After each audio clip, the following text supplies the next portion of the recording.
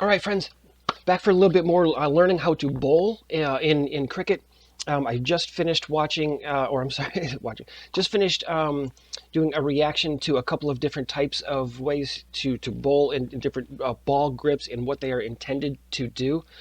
So if you're new here, my name is Todd. I'm a community psychologist in Chicago, Illinois, and I've been doing, among some other reactions, several of them as I learn the game of cricket.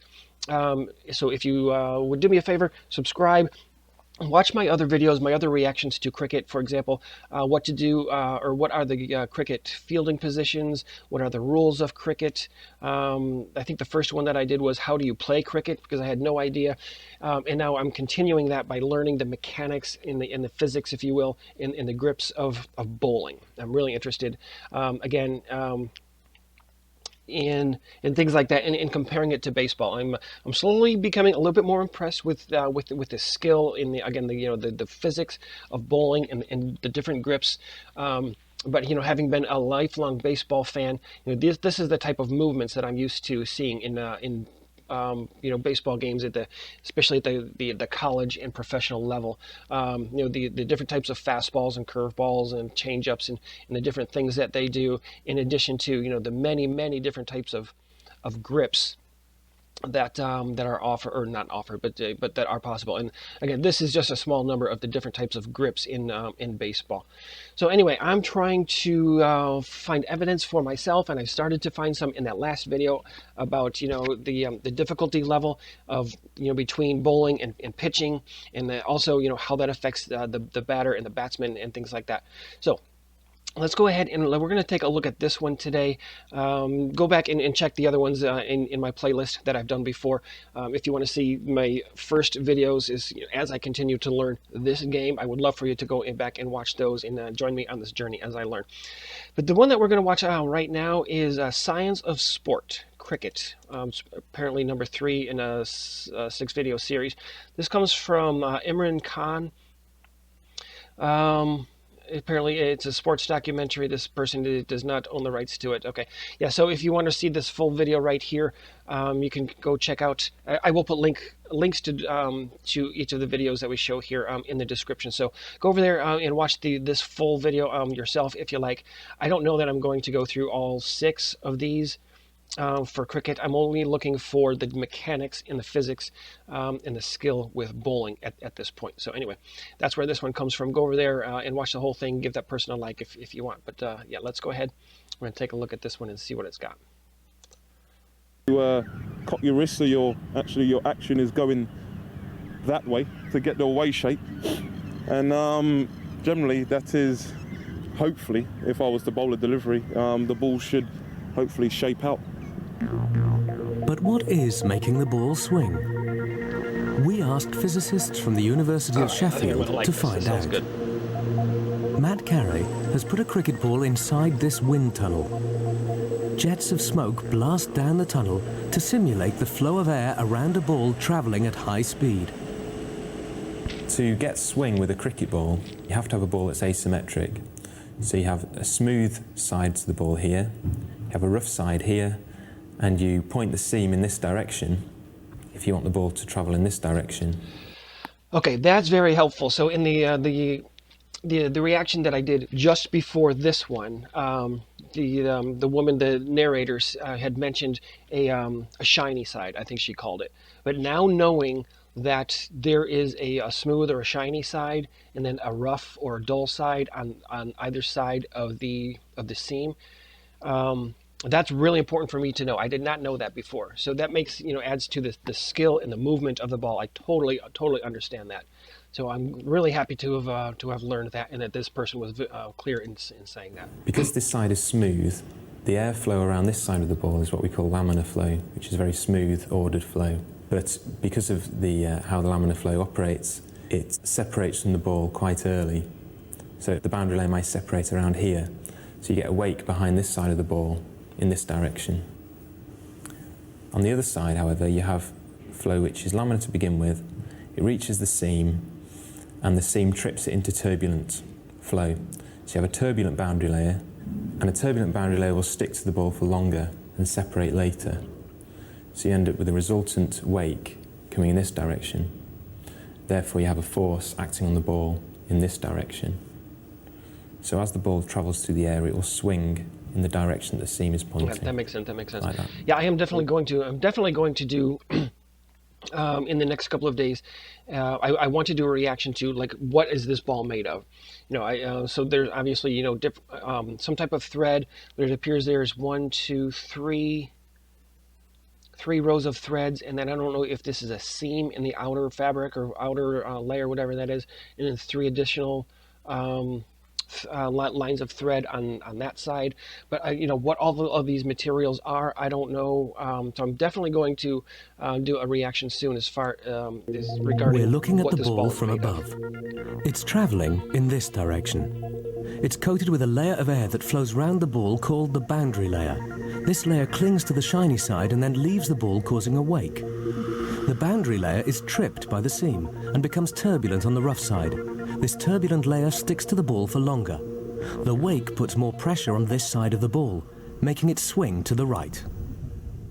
Scientists have discovered that the best swing happens when the ball is new and travelling at 70 miles or 113 kilometers per hour. Changing the direction of the seam alters the way the ball will swing.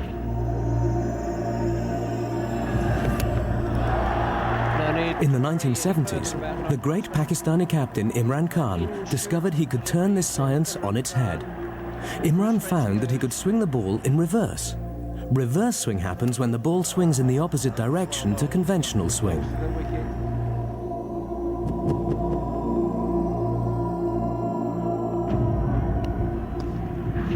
The Pakistanis, they do it brilliantly, and what happens, obviously, because it's so dry, the surface, when the ball rolls along the floor, it gets very much scuffed up. So what happens is basically both sides are pretty much roughed up, and what they do. You know, I hadn't thought about that before, because in cricket the ball will bounce in front of ahead of the batsman. It will get scuffed, right? And I don't know, you know, if you are familiar with baseball at all, especially the college and major league levels. They do not allow balls to get scuffed. If a ball is thrown, if a pitcher throws the ball and it does hit the ground before it hits the batter, they will take that ball out of the game and they don't use it anymore. The balls have to be, for the most part, have to be brand new, you know, unmolested balls that have no scuffs, anything like that. Now, obviously, you know, if a batter does hit the ball, you know, in you know, for example, they hit a base hit, the pitcher can get that ball back and use that to throw. So it might have, you know, a bit of a scuff on it. But anything as far as, you know, if it's thrown and hits the ground and it has a scuff mark on it, they will toss that ball and give the pitcher a brand new one. I hadn't thought about that. I don't know if in cricket they use the same ball for the entire game. That would be really interesting, because, again, as many times as that ball would hit the ground ahead of the batsman would really, really affect the movement and the physics of the ball from the beginning of the game to the end. So I'm really curious about that also. Like, how often is this ball replaced? Is the ball replaced during a cricket match? Generally do is they won't get their sweaty palms on the ball, and what they'll try and do is just make sure that their palms are away from the ball, because they don't want the ball to get wet. Imran had no idea why the ball swung in reverse. He asked a childhood friend, Rabi Mehta, now a NASA scientist, who then spent years exploring the science behind reverse swing. This is what he and other physicists discovered. The bowl is delivered in exactly the same way, but now you can see the whole ball is rougher. What happens now is you have turbulence on both sides of the ball. So as the air is travelling around the ball on this side, it's turbulent and it will separate fairly late. On this side of the ball, the flow is turbulent before it reaches the seam, and the seam causes the turbulent boundary layer to thicken. Because it's a thicker layer, it leaves earlier. So in this case, the wake is in this direction. This means you have a resultant force on the ball in this direction, causing it to reverse swing, like so. Okay. Now the batsman's expecting it to go that way because he can see the seam, but it goes in the opposite direction. The ball is travelling in this direction. Air is turbulent round both sides of the ball, but when it reaches the seam, it's tripped and becomes even thicker. This thick layer peels away from the ball earlier, putting pressure on this side of the ball so the ball swings to the left. This is much But more what no one really sophisticated than I was understands originally is thinking. why the ball This is swings nice to more see. during some matches than others. Rod Marsh.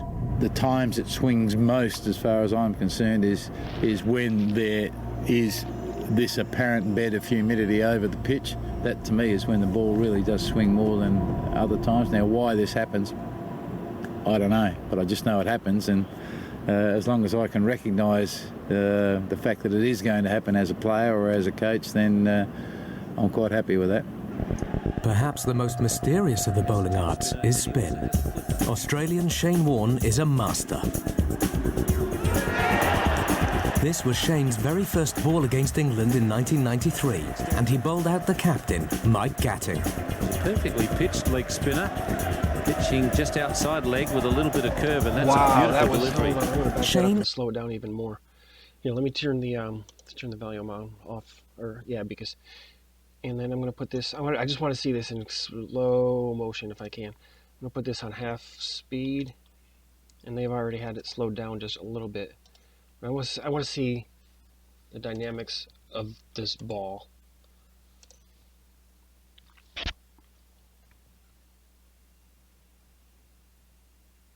Because if that did what I think it did.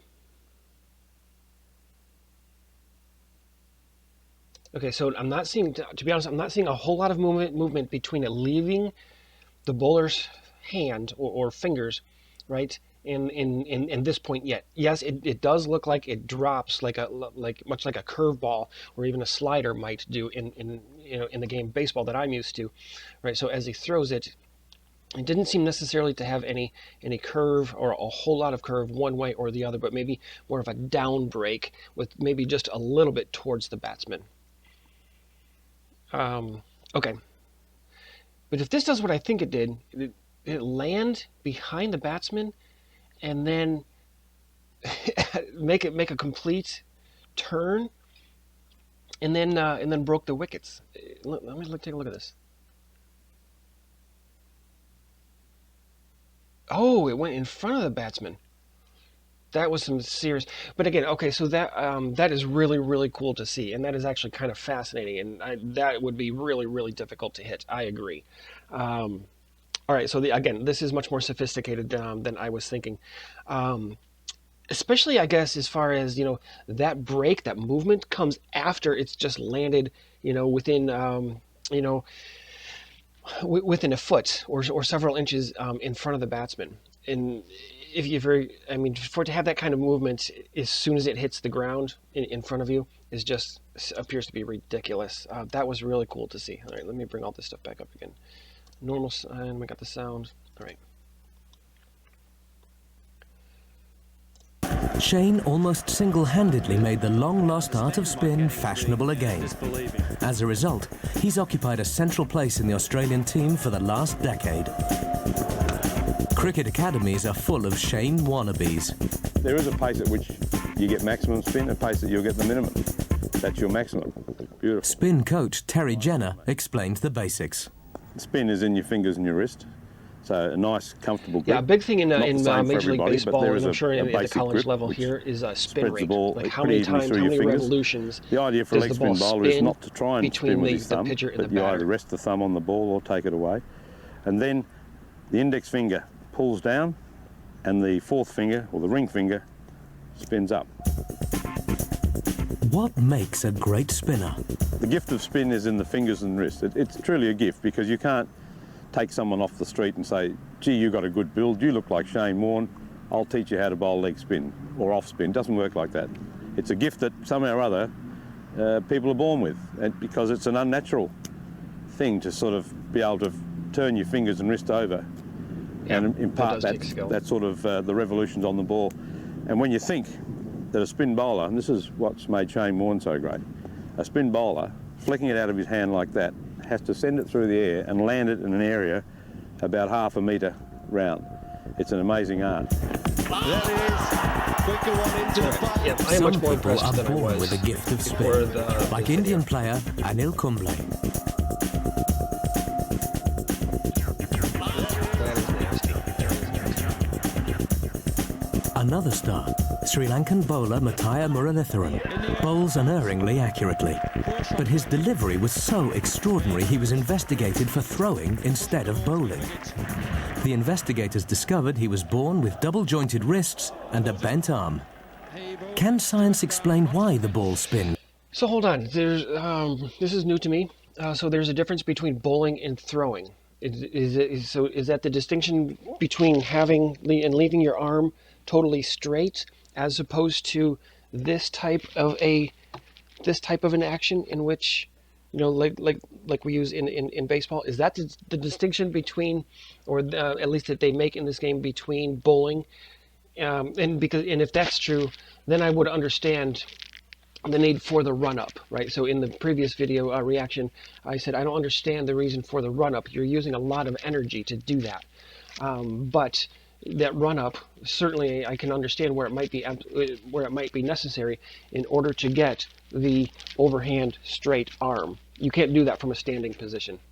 I would be my guess. And so, is that the reason that you have the run up to get the momentum, because you are doing a straight arm as opposed to, you know, using your back, your shoulder muscles, and even your legs to get the velocity as we do in pitching? So if somebody could give me let me know specifically in the comments, is that the distinction? Because this guy, you know, just disqualified or under investigation for throwing as opposed to bowling. Not quite sure what that means, but that's my interpretation. Somebody let me know down below. Big spin all over. A spin bowler will put spin on a ball in all kinds of ways, and usually the main point of putting spin on a ball is the interaction between the ball and the pitch. So for instance, if the ball is spinning when it hits the pitch, it will deviate in that direction. The ball will also interact with the airflow. Oh man, that was the end of that one? The ball will also... Okay, you know what, I'm going to leave this there, and maybe I will come back up to number 4 of 6. Here, you can't see it right now, but so what we just watched was number 3 of 6 in this series, Science of Sport, by Imran Khan. So yeah, maybe I will come back and do another reaction and continue with this series and do number 4. Number 4, and then if it continues with the bowling and the grip and the physics and things like that, continue with this. So I may very well come back to more videos in this person's series. So I really do think that was fun. Guys, listen, thank you. Thank you for helping me to learn this game. Thank you for giving me a lot of support so far. I am just like getting into this. I will be doing more. I will tell you, I have done several other types of reactions. I am interested in a lot of other topics. But you all have loved my cricket reactions so much that it's kind of been my focus. I do want to do others. In particular, you know, learning this game has piqued my interest a little bit. And so I'm also interested in finding other sports that are played that we wouldn't necessarily be familiar with here in the United States. I would be looking for some, you know, competitive type of sports, right? I mean, we all see, you know, the sports as far as, you know, how far can you carry a pig, or how fast can you carry a pig around your barn, and I know different, you know, goofy things like that. I'm not looking for necessarily, you know, cultural kinds of, you know, historical, traditional kinds of things, but competitive sports, you know, that are really popular in some areas that we might not know here. If you have any ideas about, you know, things like that I could learn in addition to cricket and react to, I would love to see those. To see some of those videos, or to get recommendations. Okay. Anyway, again, my name is Dr. Todd. I will be back sometime soon. Before you get out of here, don't forget to hit the like and subscribe, hit the notification bell so you can get more of my reactions to cricket. And again, don't forget to go back and watch the other ones so you can see my progression as I learn this crazy game. It's much more technical than I was expecting. I'm glad to have watched this one with you. So anyway, I will be back soon, friends. Bye. Thank you for watching this video, and be sure to leave a comment with your thoughts and what reaction topics you would like to see from this psychologist. This video was brought to you by Research Learning Center, where I help students with their research so they can graduate sooner. If you would like to complete your thesis or dissertation and graduate sooner, be sure to check out my online courses to learn everything from developing a research topic to becoming a better academic writer, conducting your analyses, and even defending your work with your committee.